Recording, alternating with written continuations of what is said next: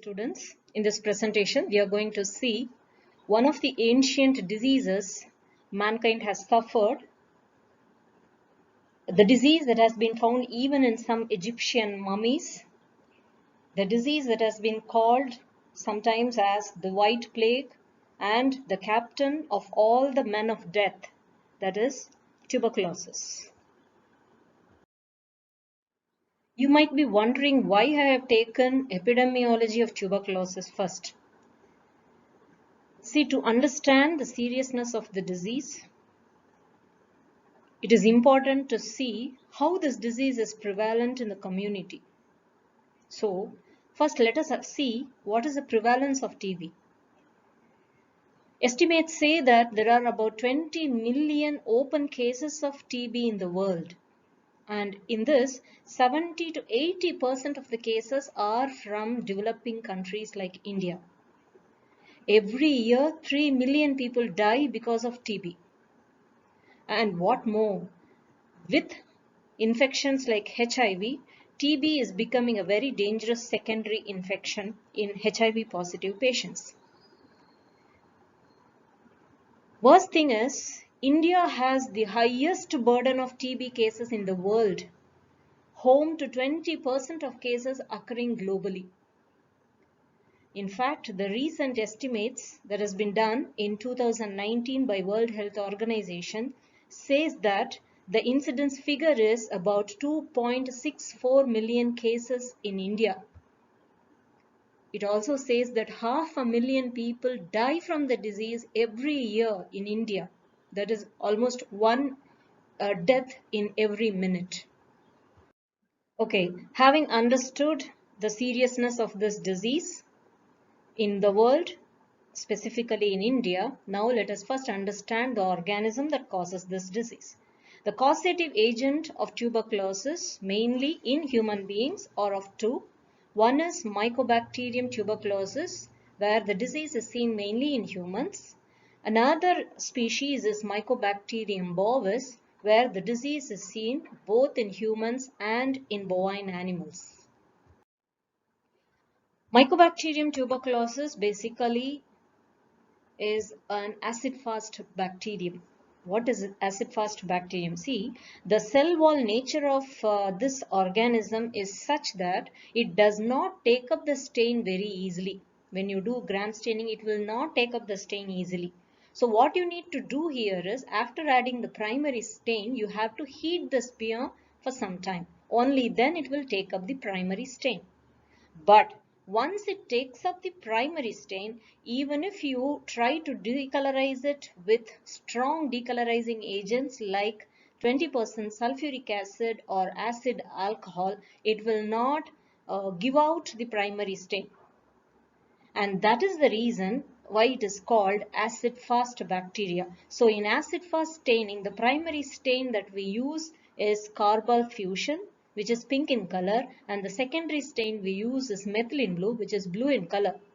So as I said, it will not give out the primary stain. So at the end of the acid-fast staining technique, you will see this bacterium as pink color rods, whereas the background will be blue in color by taking the methylene blue stain.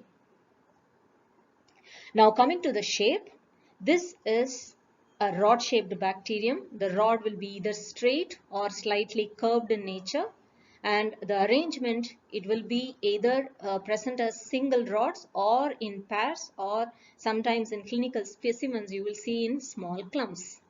They are non-motile, non-spore forming, and also non-capsulated.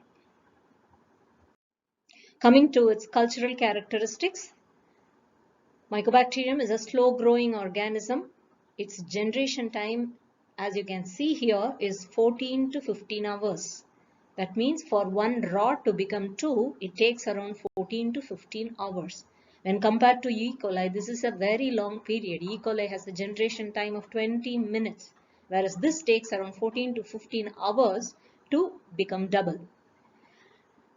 The second important character is its temperature and pH requirements. Optimum temperature is 37 degrees and pH is around 6.4 to 7. And it is an obligate aerobic organism. And the medium that is necessary for its growth is, see, Mycobacterium is a fastidious organism. So it needs some special components in the medium for it to grow and form colonies. So the main enriched medium what we use to grow this organism is LJ medium, Lowenstein-Jensen medium. And the composition of this medium is like this. It contains hen's egg components, asparagine, malachite green, and also glycerol. Malachite green acts as a selective agent. In fact, it will inhibit almost all other commensal organisms that could be present in the clinical specimen. And glycerol selectively promotes the growth of Mycobacterium tuberculosis. And when the organism grows in this LJ medium, it gives rise to dry, rough, tough and buff colored colonies. As you can see in this picture, this is the LJ medium which will look green in color because of the presence of malachite green, and the colonies that you are seeing here is the Mycobacterium tuberculosis colony. If you see it closely, it will be dry in nature, the surface will be rough, and when you try to pick it up with inoculation loop, it will be very tough to, it will not come out easily, and the color of the colony is slightly yellow, or you can call it as buff color. Next is biochemical characters. There are many biochemical reactions that could be done, but most of these biochemical reactions are mainly done to differentiate between the two important pathogens in this group. One is Mycobacterium tuberculosis and the second one is Mycobacterium bovis. So how to differentiate between the two? I have just mentioned two biochemical reactions, very important ones. First one is niacin test. See, when the Mycobacterium tuberculosis, when this species grows in a medium containing egg, for example, when it grows in LJ medium, it forms a substance called niacin, whereas Mycobacterium bovis will not form niacin. So how to detect the presence or absence of niacin? What you have to do is make a suspension of this organism in a test tube, and then to it add 10% cyanogen bromide, 4% aniline, 96% ethanol. So if niacin is there in the medium, it will form canary yellow color suspension. Whereas if niacin is not there, it will form a colorless suspension. So Mycobacterium tuberculosis will give rise to a canary yellow color, whereas Mycobacterium bovis will not. It is niacin negative. The second important biochemical test is nitrate reduction test. Mycobacterium tuberculosis can reduce nitrate into nitrite, whereas Mycobacterium bovis cannot do that. It is nitrate reduction negative. So this is again detected by the addition of sulfanilamide and N-naphthyl ethylene diamine dihydrochloride. So when the nitrate reduction has happened, it will give rise to red color suspension, whereas when nitrate reduction is not there, it will again give rise to a colorless suspension. So Mycobacterium tuberculosis will give rise to such a suspension. So these two tests will very easily differentiate between Mycobacterium tuberculosis and Mycobacterium bovis. Coming to the resistance character of this organism, first thing is this organism is not very heat resistant. They can get easily killed at a temperature of around 60 degrees Celsius when exposed for 20 minutes. It is this very reason why we have chosen such a pasteurization temperature for making the milk safe from Mycobacterium tuberculosis. See, sometimes when the cow gets infected with Mycobacterium bovis, it might shed the organism in its milk. So the milk may be containing this bacteria. So to make the milk safe, we are going to pasteurize the milk. So when people tested whether this pasteurization temperature is effective in killing the organism, they found that the organism will get easily killed at 60 degrees Celsius, provided it is kept in that particular temperature for around 20 minutes. And that is how the temperature and time has been fixed for pasteurization of milk. Second is, the organism can survive in dust for several months and in sputum for 20 to 30 hours. That is, in dry condition, they can survive for a longer period of time. So when a person throws away the sputum, and then when it falls on the ground, if it gets dried up completely, so it can survive in the dust for several months. Whereas in the moist condition, that is in the sputum, it can survive for around 20 to 30 hours, almost a day. Next is, it is not that resistant to UV rays and sunlight. It is quite sensitive. So when the sputum or when the organism is exposed to sunlight, it will get easily killed. And it is fairly resistant to chemical disinfectants. It is resistant, it can survive exposure to 5% phenol, 15% sulfuric acid, 3% nitric acid, 5% oxalic acid, and 4% sodium hydroxide. But there are certain chemicals which can kill the organism, like formaldehyde and glutaraldehyde, and a tincture of iodine or even 80% ethanol can kill this organism in 2 to 10 minutes. And this organism can retain viability in droplet nuclei for 8 to 10 days. That is, it can get suspended in the air in the form of droplet nuclei, and it can survive in such a state for around 8 to 10 days. Now let us talk about the disease itself. The first is pathogenesis. Usually the source of this infection is an open case of pulmonary tuberculosis. In fact, it is estimated that an open case, that is a person who is already suffering from tuberculosis in India, may infect on an average some 25 contacts before his death. So the mode of infection is mainly inhalation of rods present in the droplet nuclei of the sputum that has been released by the infected person. This is the main mode of infection, but sometimes ingestion of milk from an infected cow, which might be having the organism in the milk, or very rarely inoculation into skin.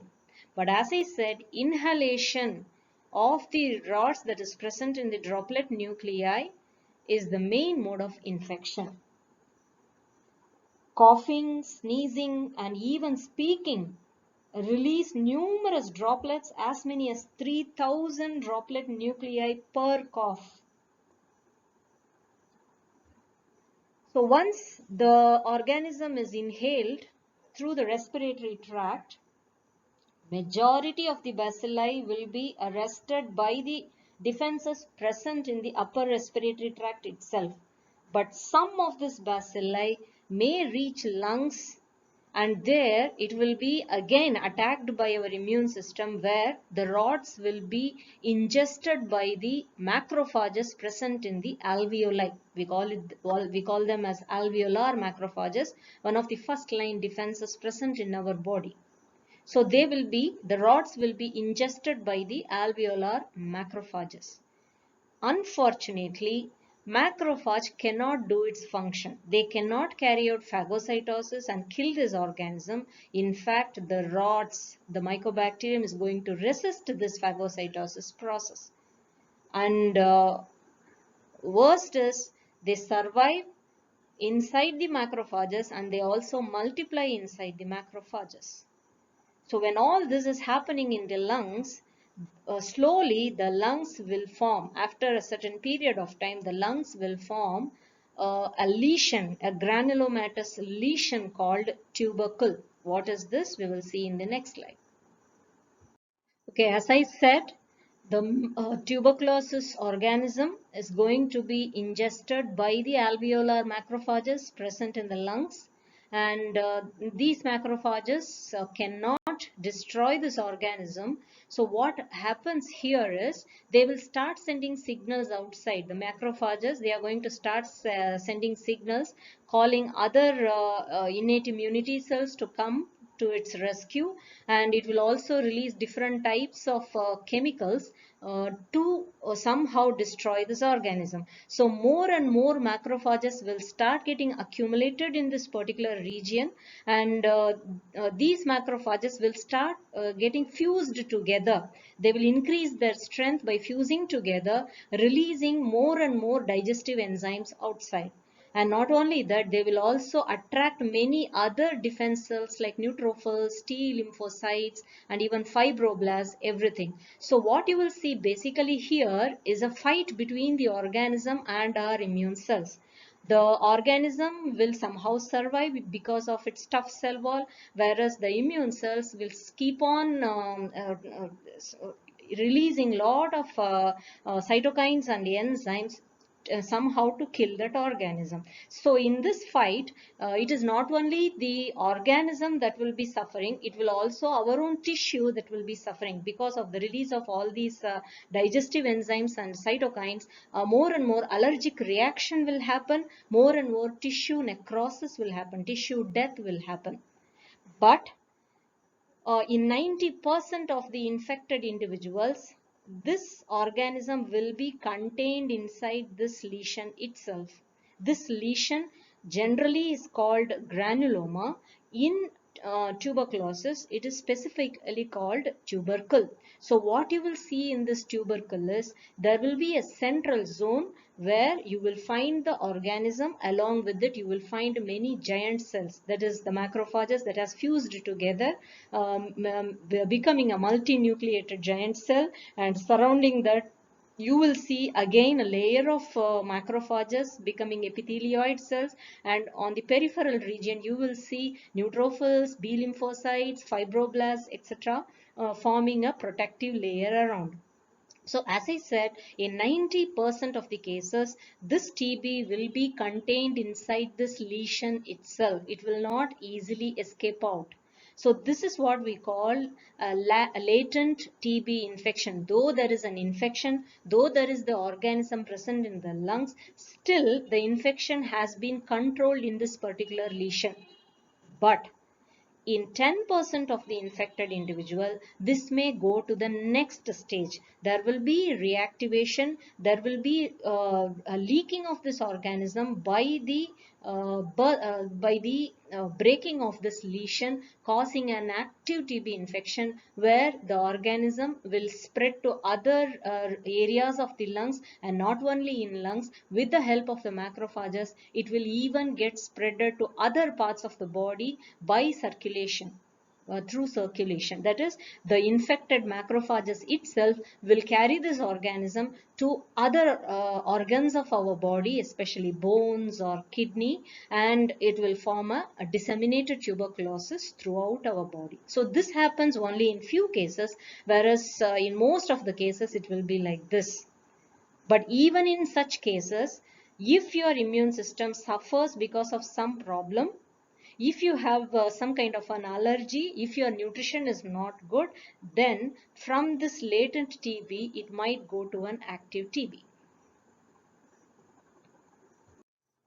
Based on the organ that has been affected, we have two types of tuberculosis. One is pulmonary tuberculosis and the other one is extrapulmonary tuberculosis. Pulmonary tuberculosis, as the name suggests, is the primary infection and symptoms seen in lungs. This results in bronchopneumonia and miliary tuberculosis. Bronchopneumonia in the sense there will be collection of fluid and pus in the lungs, whereas miliary tuberculosis means you will find very small minute lesions present spreaded throughout the lungs. You can see this when they do chest x-ray for diagnosis of TB. So there you will find very small millet-like lesions, these tubercle lesions getting distributed throughout the lungs. So basically pulmonary tuberculosis where the TB is confined only in the lungs. But if the TB gets disseminated to other organs in our body, then we are going to call it as extrapulmonary tuberculosis. The organism usually spreads through blood to organs like bones, kidney, meninges, lymph nodes, ovaries, vaginal region, that is endometrium, and also testis. Coming to the main symptoms of TB patient, one of the important symptom is pyrexia. That will be that is rise in body temperature, which will be there for a prolonged period of time, and there will be night sweats happening in the infected patient, and he will be persistently coughing, and in the sputum you will see bloody stains, and the person will be suffering from loss of appetite. He will not be feeling like eating, and because of that slowly he will lose weight, and if this continues for a long period of time, the body will become very weak, and finally in severe cases the person will die. So for the detection of this disease, first thing is we need to collect the sample. The main clinical specimen for tuberculosis can be either sputum or some other samples based on what type of tuberculosis it is. If it is a pulmonary tuberculosis, the main clinical sample that we take is sputum. And for extrapulmonary tuberculosis, depending on which organ has been affected, we may either take CSF, that is cerebrospinal fluid, or aspirated fluid from bones and joints, or it could be urine in case if the kidney is affected. But no matter which specimen has been taken, there are importantly two techniques that is usually carried out. The first one is microscopic observation. For example, if sputum is taken, what they do is they will first prepare the sputum for microscopic examination, and then they will take a new glass slide. Every time you will have to take a new glass slide because the smear has to be examined thoroughly and very critically. So every time they take a new glass slide for doing the staining technique.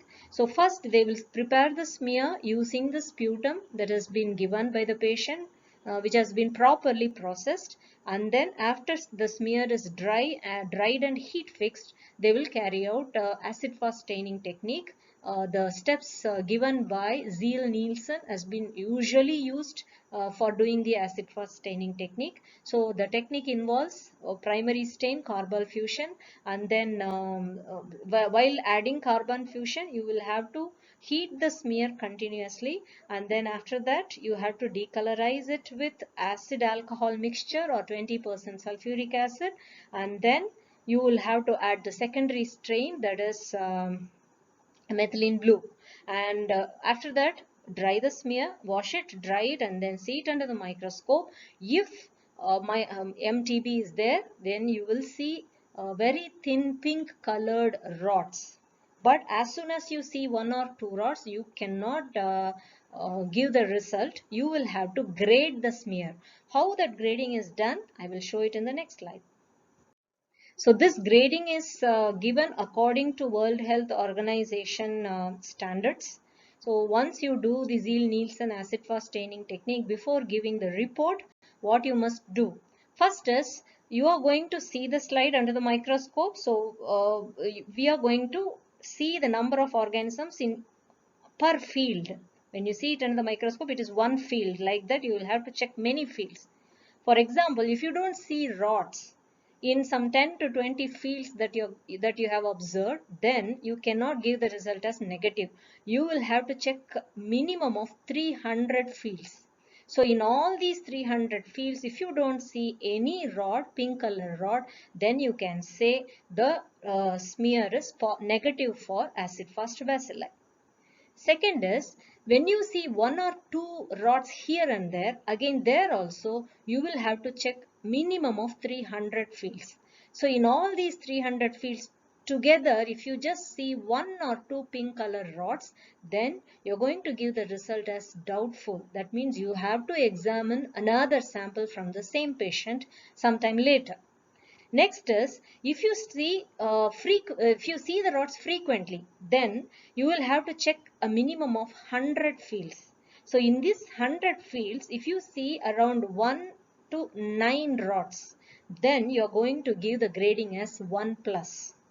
Second is, in just 10 fields, if you see 1 to 9 rods, then you are going to give the grading as 2 plus. That means the number of organisms have increased in the sputum. So the grading is 2 plus. Again, in just one field itself, you see 1 to 9 rods, then the smear is 3 plus. More severe case this is.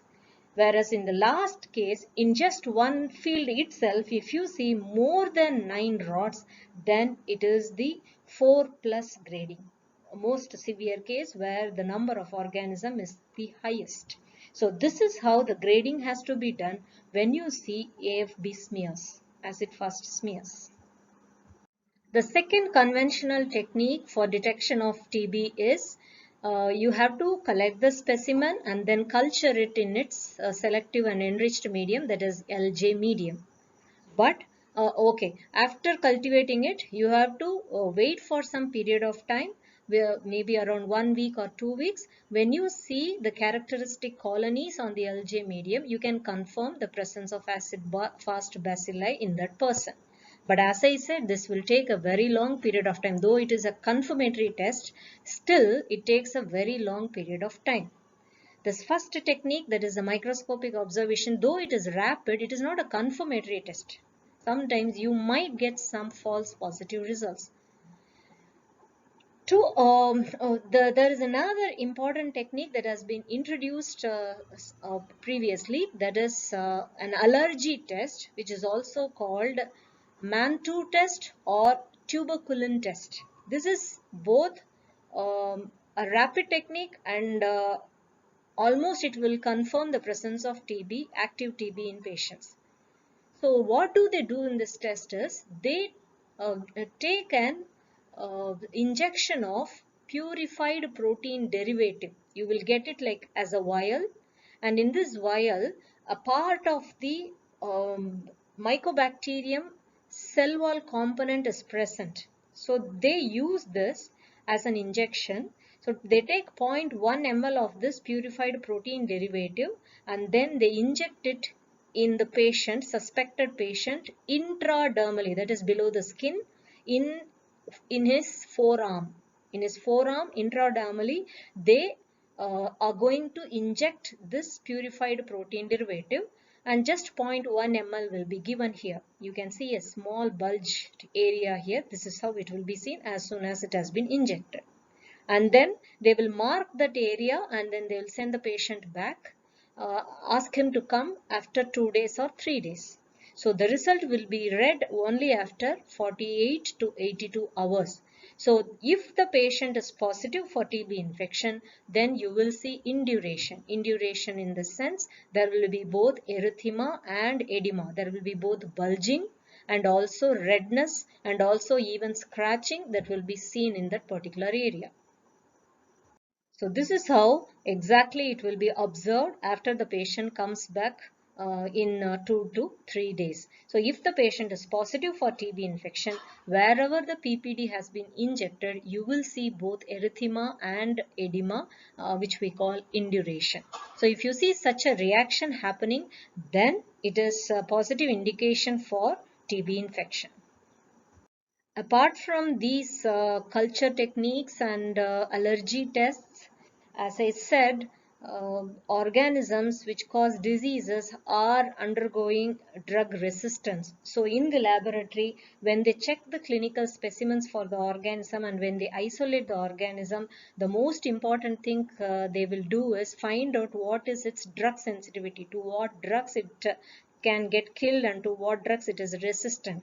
So here I have mentioned two such tests. One is called MODS assay. This is a microscopic observation test for seeing the drug susceptibility of the organism. I am not going to talk in detail about it. Just if you are interested, you may always go through the internet and find out the details.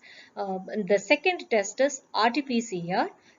Again, this is a molecular diagnostic technique for detecting mutations in the drug resistance genes. So the drug resistant genes have been identified in Mycobacterium tuberculosis. So in this test, they will directly see what are the changes that has been taken place in the drug resistance genes, and based on that they will find out the drug sensitivity pattern of the organism.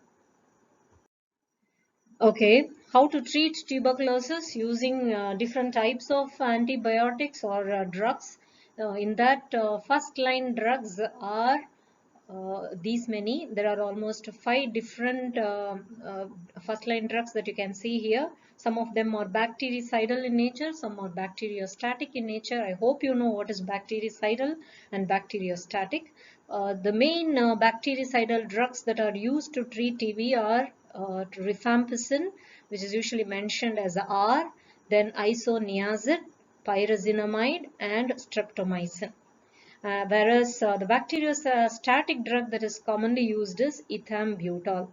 So you have to remember their letters R, H, Z, S, E. These 5 drugs are usually given for a period of around 2 years to treat the TB patient, because TB cannot be cured overnight. It will take a very long period of time to get completely cured. So these many drugs are usually used. What is meant by first line drugs? The drugs that are the first choice for treating a disease. Uh, they are the most important drugs. If these drugs fail, only then we go for second line drugs.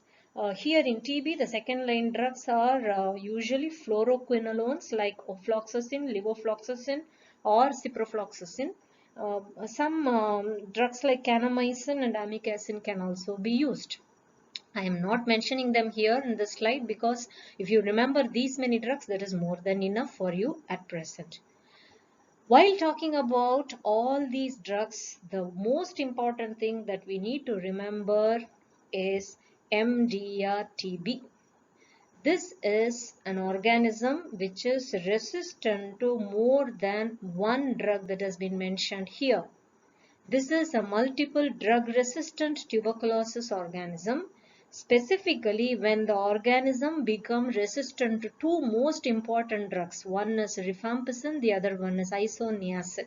When the organism becomes resistant to these 2 drugs without resistant to even other drugs, still it is going to be called MDR-TB. I repeat, when the organism becomes resistant to rifampicin and isoniazid with or without becoming resistant to other one or more drugs, the organism is called MDR-TB. So, to deal with this organism, more and more drugs are being introduced in the treatment regimen. But unfortunately, we are getting XDR-TB cases and also TDR-TB cases. What is all that? You will have to find out. XDR-TB and TDR-TB. Along with that, I have mentioned one more important abbreviation here, that is DOTS. This also you must find out. I am giving you work here. One is finding out what is XDR-TB and TDR-TB. Second is find out what is this DOTS. I have mentioned here something connected with DOTS that I previously mentioned. Many people are unaware that all the medicines needed to treat TB patients are available free of cost at Indian government hospitals. Many people go to private hospitals, spend a lot of money to get treated for TB, but in Indian government hospitals, the medicines that are needed to treat are available free of cost. Now, the last part of our disease is prophylaxis, that is how to protect ourselves from getting infected with TB. General measures are you need to have adequate nutrition with proper balanced diet. Second is there should be good housing, that is with good hygiene, and also you need to educate the people about healthy living. So this is the general measure. If the person's food habits are correct, if he is living in a hygienic environment with proper ventilation and good water, then chances of getting infected with TB is minimum, is even negligible. The special measure here is called immunoprophylaxis. Since we are going to use a vaccine here to boost our immunity, we call it as immunoprophylaxis. The vaccine that has been used for protecting an individual from TB is BCG vaccine. It stands for Basile Calmette and Guerin. These two people, Calmette and Guerin, are the scientists who developed this vaccine. So in honor of them, it has been called BCG vaccine. Bacille Calmette. Bacille is the Bacillus organism's name. Calmette and Guerin. Basically, this vaccine contains an attenuated strain of Mycobacterium bovis. Attenuation means weakening. A strain that is normally growing will be weakened, and that is called attenuation. So an attenuated strain of Mycobacterium bovis has been included in this vaccine. How did they do this attenuation? They grew this organism in a unusual medium called glycerin bile potato medium. So when the organism grows in this medium for a very long period of time, they grew it for around 13 years, for a very long period of time, by repeatedly subculturing them. Almost 239 subcultures have been done. So by repeated subculturing in a unusual medium for a very long period of time, the organism has lost its infecting nature. It has lost its infecting nature, but still it will survive. So such a strain is called an attenuated strain. So when this attenuated strain is given, especially to children, as soon as the child is born, you can give this vaccine. When it is given to the children, till the age of 15 years, you can give it.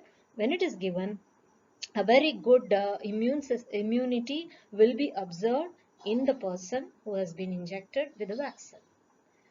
In fact, by 2025, India is planning to eliminate tuberculosis. Again, I will talk about it in my last slide. As I said, India is one of the worst affected areas with tuberculosis. So to control this TB infection in India, government has had launched a lot of programs. One such program is RNTCP, which has been converted to NTEP. Now your work is to find out what is RNTCP and why it has been converted to NTEP. Okay. Thank you.